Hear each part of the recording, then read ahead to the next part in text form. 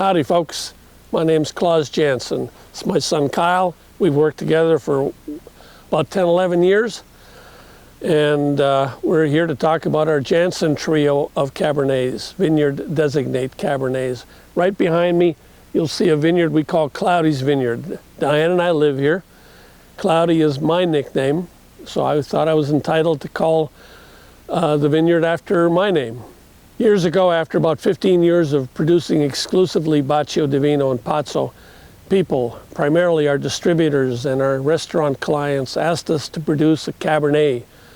I mentioned that Bacio Divino is primarily Cabernet, but that wasn't good enough. They wanted to see Cabernet Sauvignon on the label. So about 15 years ago, 16 years ago, I went to someone I recently met, Mr. Andy Beckstoffer, the largest vineyard owner in our valley and much of California, and contracted to purchase some of his fruit from the very highly esteemed Kalon vineyard.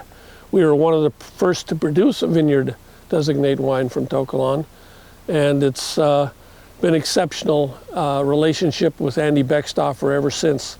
A few years later, he suggested I produce a wine from Missouri Hopper. No one had ever done this on a vineyard designate label, and we did this, and we've been blessed with astounding reviews.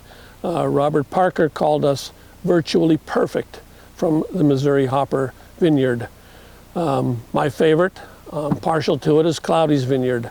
This is a mountain vineyard. I don't know if you can see it all, but we have 3-4 acres here, and it's very steep, very unique soil, and produces a very concentrated Howell Mountain-esque type of Cabernet.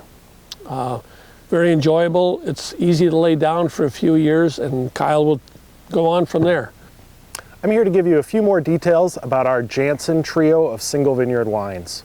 We really became known back in the 90s as a producer of blends, but we've evolved over the years, and we're probably best known now for producing some very high-end single vineyard wines from across the Napa Valley. So we're going to start here today with our Cloudy's Vineyard Cabernet. As Claus mentioned, this is the vineyard right behind us. We're on a steep hillside about 500 feet up off of the rest of the valley floor. A lot of struggle for the vines here, which helps produce a really high quality fruit in the end. This blue, black fruit flavors, slate minerality, little elements of tar and tobacco on the nose. It is a wine that ages very elegantly, but I think of our trio, it is perhaps showing the best at a younger age amongst the three. Next to it, we have our Beckstoffer Missouri Hopper Vineyard Cabernet. And this is a vineyard at the very southern edge of the Oakville growing region, AVA, in Oakville, California. Missouri Hopper is the name of a young lady who operated a brothel on the property back in the late 1800s, so it has a bit of a fun story behind it as well. I would consider this our biggest and boldest Cabernet. Ton of tannins, something that's going to really come into its own over the course of 5 or 10 years in its cellar. But if you like drinking those big bold cabs young, Missouri Hopper is going to be a pretty happy place for you.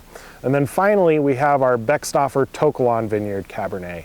Kalon is one of the most iconic vineyards in all of California, if not the world. It means highest beauty, or the beautiful one in Greek. A large piece of it is owned by Mr. Andy Beckstoffer, and we've been very lucky to have access to this fruit for coming on 15 years now, 15 vintages. Also in the Oakville AVA, right on the valley floor, this vineyard is really well known for capturing elegance while still having all sorts of richness and concentration and layers of flavor. And I think that's really what luxury wine is all about, is getting the best of both worlds. So thanks again for watching our video series and for joining us today, and cheers.